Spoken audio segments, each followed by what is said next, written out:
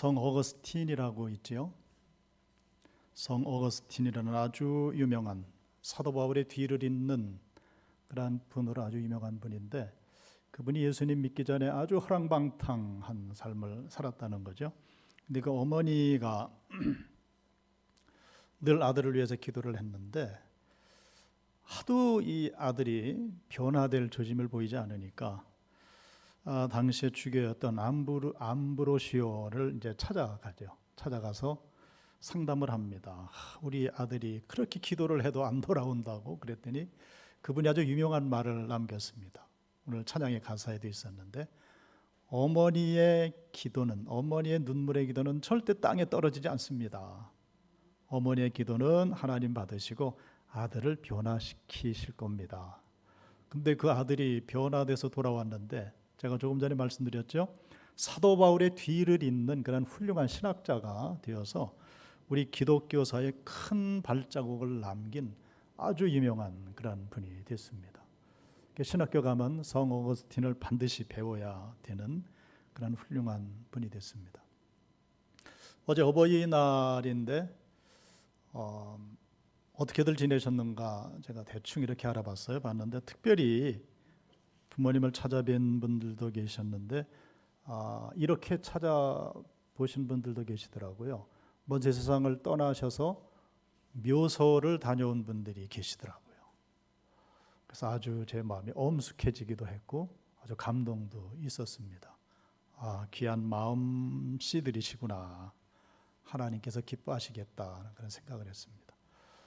오늘 어버이 주일 하루 더 하나님 또 주셨죠.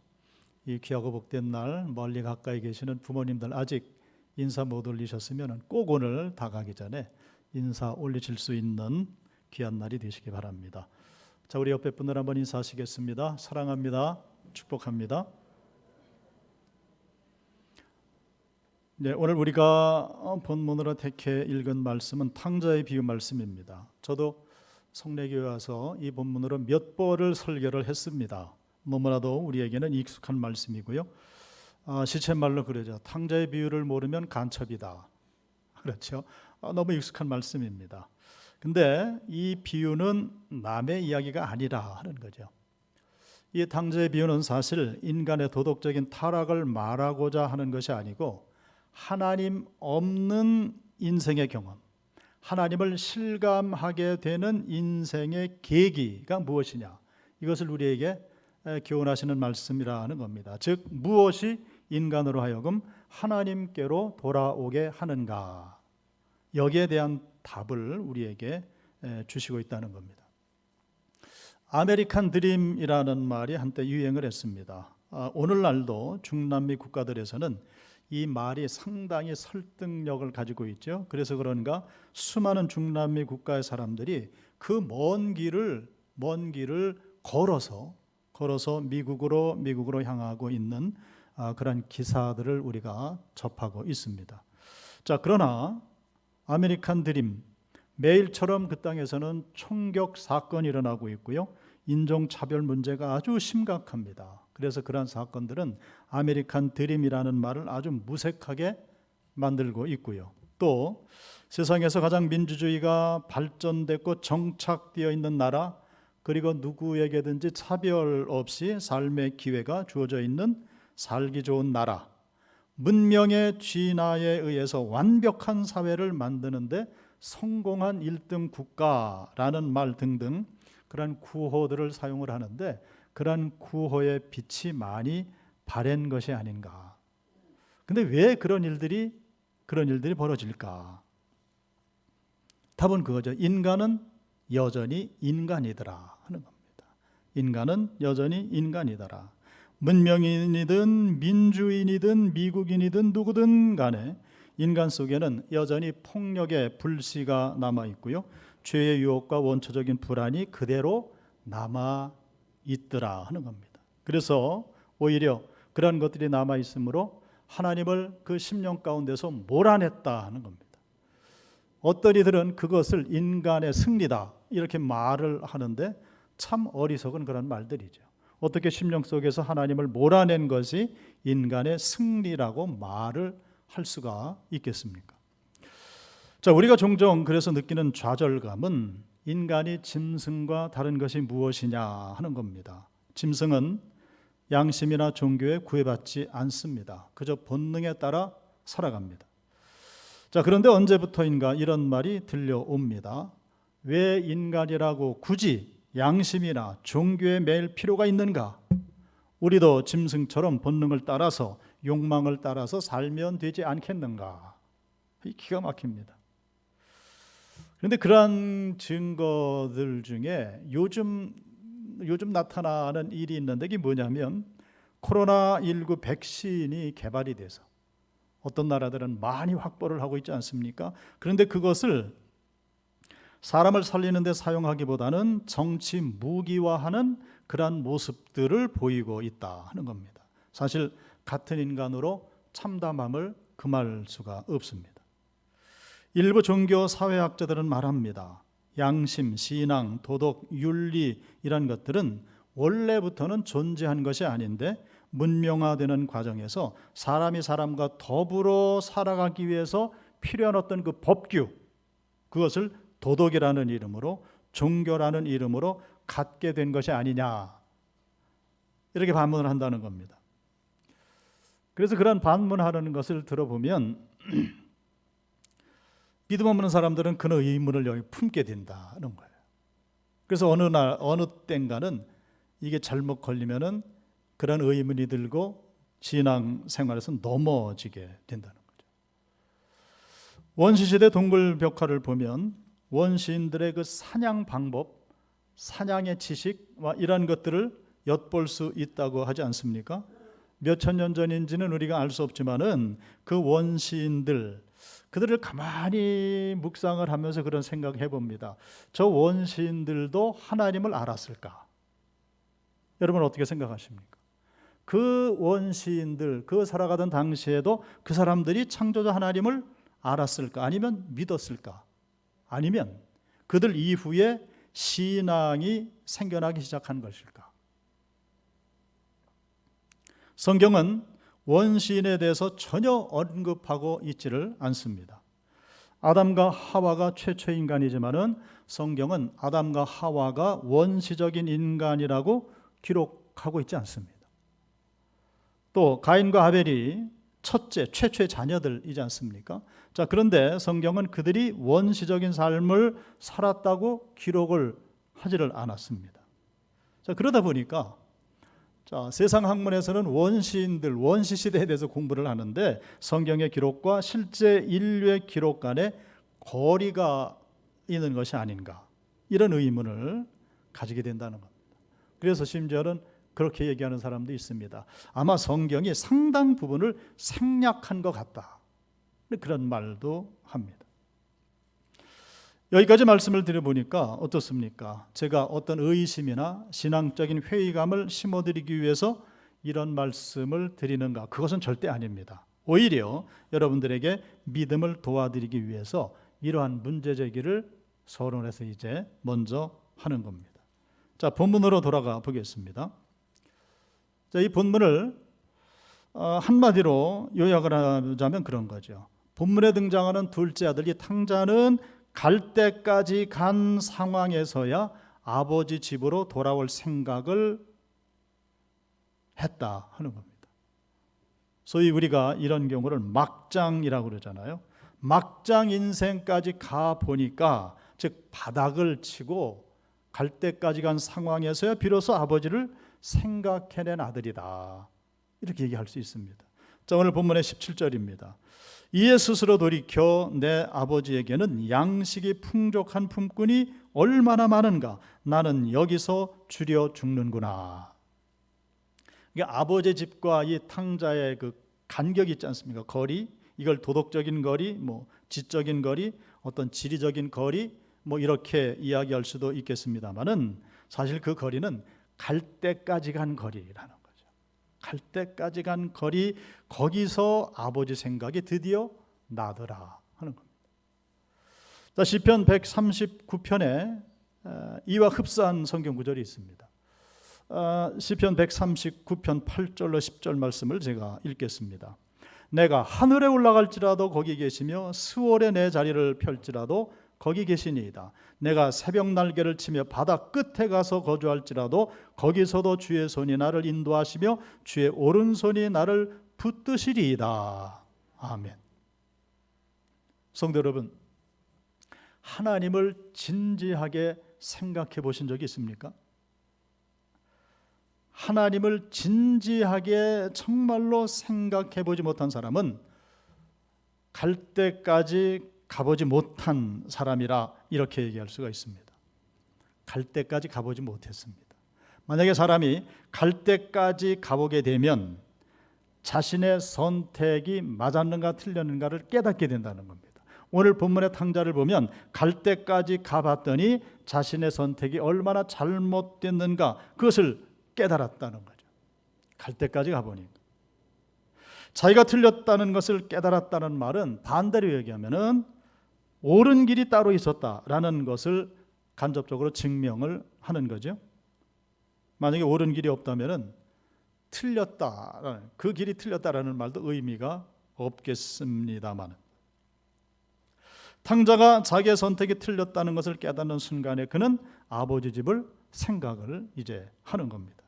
아버지가 옳았다는 사실, 아버지가 애초부터 옳은 길을 제시하셨다는 사실, 다만 본인이 그것을 인정하려고 하지 않았고 그것을 이제야 알게 됐다. 어디까지 갔는데요? 갈 때까지 가서 계속 고백하는 게, 내 아버지 집에는 먹을 것이 풍족한데 나는 여기서 줄여 죽는구나. 비로소 갈 때까지 가서야 철이 든 한 인생을 우리가 보게 된다는 겁니다. 어버이 주일에 이 말씀을 이제 묵상해 보려고 그러는 겁니다. 제가 설교 말씀을 쭉 드릴 때 이 어버이 주일을 꼭 기억을 하시고 이렇게 맥을 잡아서 따라오시면 되겠습니다. 어버이 주일에 생각해 봅니다. 왜 꼭 자녀들은 힘들고 어려울 때만 그렇게 부모님을 절절하게 생각하고 찾아오는지. 평탄할 때는 친구가 좋고 세상이 좋습니다. 심지어 그런 말도 하지 않습니까? 부모 팔아 친구 산다. 부모 팔아 친구 산다는 겁니다.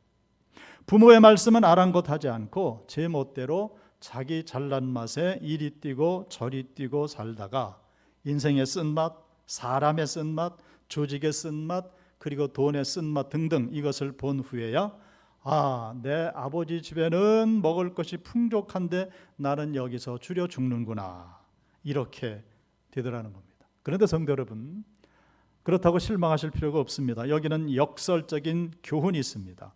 고통과 슬픔보다 더 괴로운 것이 세상에는 없지만은 그럼에도 불구하고 그 인생의 고통과 슬픔이 귀중한 역할을 하더라 하는 겁니다.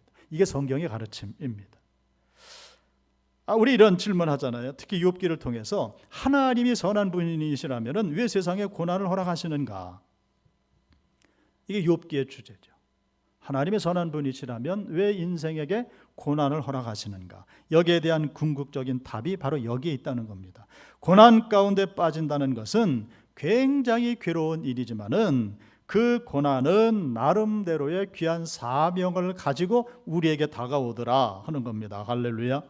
왜냐하면 고통을 겪는 그 사람에게 뭔가 문제가 있다라고 깨우쳐 주는 것이 이 고난, 슬픔이라는 겁니다. 성경 말씀을 인정하지 않는 사람도 자신의 괴로움과 인생의 슬픔은 인정할 줄 압니다. 인간의 선택이 때로 자기에게도 슬픔을 주고 다른 사람에게도 슬픔을 줄 때가 있는데, 그때가 무엇을 깨닫는가? 이게 고난의 사명인데, 자기의 선택, 자기의 행위가 틀렸다 하는 것을 이 고난, 이 슬픔이 깨우쳐 준다는 겁니다. 이 사명이에요. 짐승이 슬픔을 느끼는지는 알 수 없습니다만은, 그러나 짐승은 감정이나 슬픔이 아닌 본능을 쫓아서 살아갑니다. 짐승이 애통해하며 슬퍼했다라는 말은 들어본 적이 없습니다. 하지만 인간은 애통해할 줄 안다는 거죠. 즉 슬픔이라는 것을 느낀다는 겁니다. 자신의 슬픔뿐만이 아니라 다른 사람들의 슬픔도 느낄 줄 아는 존재가 사람이라는 거죠. 자, 만일 인간이 진화의 결과에 불과하다면은 슬픔은 필요치 않다는 거죠. 슬픔은 인간 생존에 전혀 도움이 되지 않는 것이죠. 차라리 뱀처럼 냉정한 것이 생존에 도움이 될 뿐입니다. 그럼에도 인간은 자신의 슬픔을 느끼는 것뿐만이 아니고 남의 슬픔까지도 느낄 줄 아는 그러한 존재라는 것. 이게 어떻게 보면 이것이 굉장히 괴로운 그런 인생의 경험이 될 수도 있겠습니다만은, 그러나 이것이 우리에게 시사하는 바가 있는 것입니다. 자, 슬픔은 인간이 짐승이 아니요 영혼을 소유한 존재라는 것을 깨우쳐주고 있다. 그리고 여기에 반전, 뒤집어지는 가능성을 우리에게 허락합니다. 이게 무슨 말이냐면, 슬픔을 느낄 때 그 슬픔으로 끝나는 것이 아니고 거기에서 나의 슬픔을 위로하는 분이 있다는 것을 거기까지 가서 깨닫는다는 거죠. 이게 굉장히 중요한 경험입니다. 예수님께서 괜히 애통하는 자는 복이 있나니 저가 위로를 받을 것이며 라고 말씀하신 것이 아니라 하는 겁니다. 자, 사람의 위로가 언제 임하는가? 애통해 할 때라는 겁니다. 자, 여기서 위로를 주시는 분은 사실 그 마태복음 5장 4절 말씀에 애통하는 자는 복이 있나니 저가 위로를 받을 것이며 해서 거기 주어가 없습니다. 하나님이란 말이 없습니다. 그렇지만은 그게 생략되어 있어도 우리는 위로를 주시는 분은 누구시라고요? 하나님이시라는 사실을 우리는 다 알고 있습니다. 그러니까 이 말은, 마태복음 5장 4절의 말씀은 사람이 애통해 할 때 하나님을 느낀다는 거죠. 하나님을 느낀다. 누가복음 7장에 보면 나인성 과부의 외아들이 죽어서 장사 지내러 가는 장례 행렬이 있었죠. 근데 예수님께서 거길 지나가시다가 장례 행렬과 이렇게 마주치십니다. 그때 예수님이 장례 행렬을 스톱 하고 잠시 멈추십니다. 그리고 말씀을 주시죠. 누가복음 7장 13절. 주께서 과부를 보시고 불쌍히 여기사 울지 말라 하시고. 그러니까 그 어머니의 슬픔, 어머니의 그 애통함, 그 인간이 어떻게 필설로 다 표현할 수가 있겠습니까? 이건 하늘이 무너지는 일이죠. 그런데 그를 향해서 예수님은 울지 말라라고 위로하시더라는 겁니다. 말뿐만이 아니죠. 그 죽은 그 청년에게 주님이 명령하십니다. 청년아, 내가 내게 말하노니 일어나라. 예수님 공생애 동안 3사람을 살리셨는데 그 중에 한 사람이 나인성 과부의 아들이죠. 그리고 7장 15절에서 말씀을 하십니다. 죽었던 자가 일어나 앉고 말도 하거늘 예수께서 그를 어머니에게 주셨다.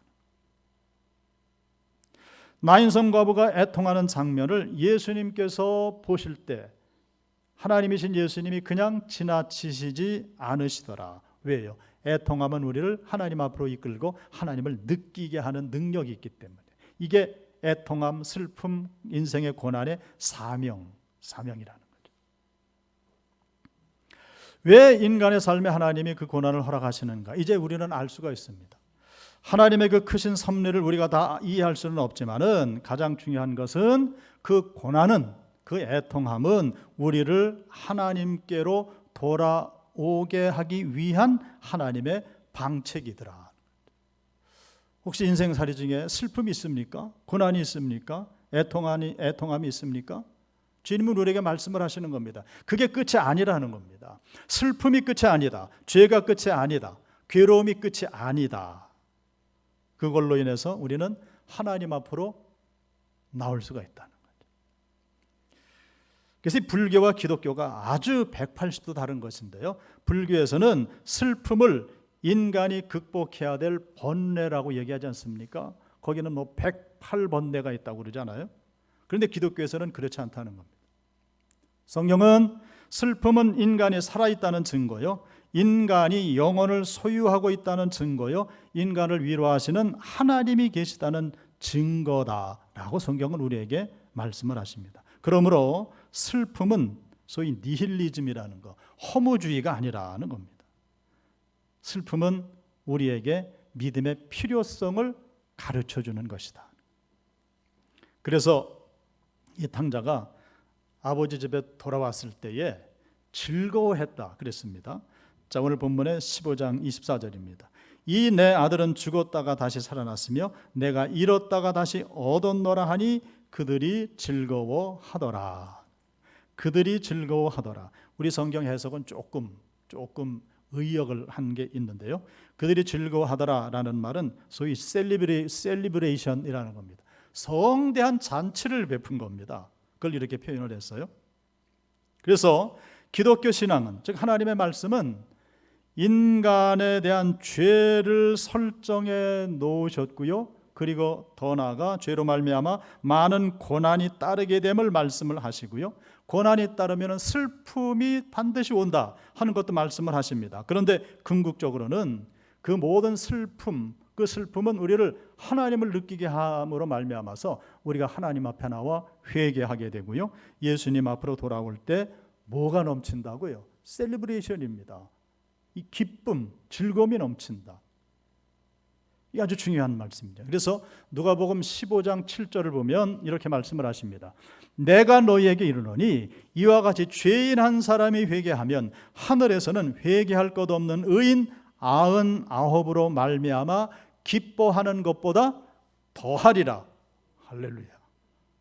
이 대단한 말씀 아닙니까? 그래서 천국은 어떤 곳인가? 기쁨이 넘치는 곳입니다. 하나님 나라의 속성은 무엇인가? 즐거움이 넘치는 곳입니다. 정리하면 그렇습니다. 슬픔이 우리에게 증명해 주는 것이 있다고 한다면 기쁨도 우리에게 증명해 주는 것이 있는데, 예를 들면 사람이 착한 일, 좋은 일을 하면 나도 모르게 기쁨이 오지 않습니까? 이렇게 기쁨이 우리에게 증명해 주는 것이 있는데 그런 거예요. 네가 옳은 일을 했다. 이걸 증명해 준다는 거예요. 그래서 마음에 기쁨이 넘치게 된다는 거예요. 네가 바른 선택을 했다. 네가 진리의 길을 가고 있다. 그걸 증명해 주며 우리 가운데 나도 모르게 하나님께서 허락하시는 기쁨, 즐거움이 넘치는 거죠.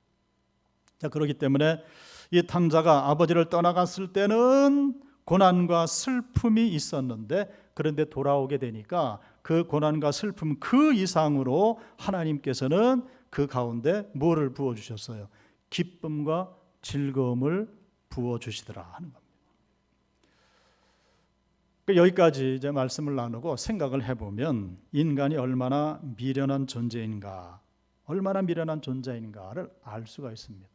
왜 슬픔을 겪어야 그때 가서야 자신의 선택이 잘못됐다는 것을 깨달을까? 이것이 인간의 슬픔이 증명하는 것이 있고 기쁨이 증명하는 것이 있다라는 그런 말씀입니다.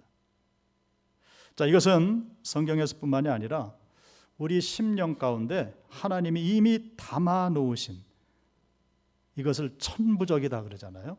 천부적인 아주 기본적인 영적인 원리라는 겁니다. 그래서 성경 말씀을 잘 몰라도 자기 심령 가운데 이미 하나님 천부적으로 주신 이 원리 때문에 깨달아 한다는 거죠. 양심이 있다는 말이죠. 만일 탕자가 아버지 집을 떠난 적이 없었다면 슬픔이나 고난이나 배고픔, 고독함, 수치, 괴로움 이런 것을 겪지 않았겠지요. 동시에 그는 아버지를 진심으로 떠나보지 않았기 때문에, 갈 때까지 가보지 않았기 때문에 그에게는 무엇도 없어요.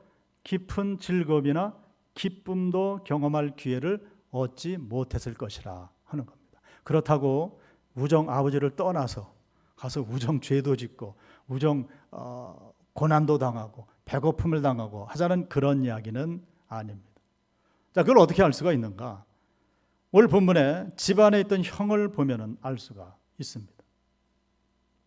형이 밖에 나가서 일하다가 들어왔는데 집안에서 대잔치를 벌였는데 풍악 소리가 났잖아요. 종을 불러서 대문 밖에서 묻습니다. 야, 이게 무슨 일이냐 했더니 당신 동생이 살아 돌아왔습니다. 그랬더니 누가복음 15장 28절, 그가 노하여 들어가고자 하지 아니하거늘 아버지가 나와서 권한대 그랬습니다. 이 큰아들은 집을 나간 적이 없습니다. 탕자가 되어본 적이 없습니다. 그런데 그 기쁨의 자리는 어떻게 해요? 밀어내고 있다. 거부하고 있다. 그래서 이 큰 형을, 이 형을 뭐라고 그래요? 집 안에 있던 더 큰 탕자였다. 만일 동생이 아버지 집을 떠나지 않았다면 이 동생도 지금 등장하는 이 형과 똑같은 인생을 살아갔을 것이라. 일순간의 잘못된 선택으로 슬픔을 겪긴 했지만은 슬픔을 겪지 않은 것보다는 나은 그런 인생이 되어지더라 하는 겁니다. 역설적으로 탕자가 아버지 집을 떠났다 회개하고 돌아왔기 때문에 그는 고난과 슬픔은 겪었지만 기쁨도 경험할 수 있는 그러한 인생, 즉 구원을 경험하는 그러한 존재로 거듭나지더라 하는 겁니다. 할렐루야. 물론 우리는 다 할 수는 없습니다. 하나님께서 원래부터 그렇게 계획하셨는지는 다 알 수는 없지만은 하나님을 떠난 이후에도 하나님은 그 인간을 버리지 않으시고 그 모든 후회의 세월과 그 모든 괴로움의 시절이 허비되지 않게 하기 위해서 하나님께서는 탕자를 이렇게 인도하듯이 오늘도 이렇게 역사하신다는 겁니다. 그래서 그 많은 후회, 그 많은 허비된 시절들, 그 많은 시간들, 그 많은 괴로움들이 있었지만은 인간의 쓰디쓴 경험이 거기서 그대로 끝나버리는 것이 아니고 하나님의 은혜로 간섭하시니까 찬송 370장 2절처럼 그 두려움이 변하여 내 기도 되었고 전날의 한숨 변하여 내 노래 되었네. 할렐루야. 그래서 찬양을 이렇게 하는 것 아닙니까? 주님을 찬송하면서 할렐루야 할렐루야 내 앞길 멀고 험해도 나 주님만 따라가리. 나 주님만 따라가리. 따라가 보니까 주님의 잔치자리에 이를 수 있게 하시더라 하는 것입니다. 오늘 어버이 주일입니다. 우리에게 어버이를 주신 하나님의 목적이 있다는 겁니다. 우리 육신의 어버이를 통해서 하나님을 깨닫게 하시려는 하나님의 계획이었다는 것이죠. 갈 때까지 갔던 탕자가 깨닫고 아버지 집에 돌아온 것처럼 성도 여러분, 오늘 어버이 주일에 탕자 같은 마음이 되어서 그 부모님께 아주 깊이 그리고 아주 친근히 다가가는 그런 하루가 되었으면 참 좋을 것 같습니다. 이 탕자의 변화, 탕자의 마음을 안고 우리 부모님 앞으로 우리가 다가가서 무릎을 꿇고 부모님을 쳐다보게 될 때에 아마도 예년에는 우리에게 없었던 그런 새로운 어떤 기쁨, 새로운 감격, 이것을 깨닫지 않겠는가. 이런 복된 날 되시기를 주님의 이름으로 축원합니다.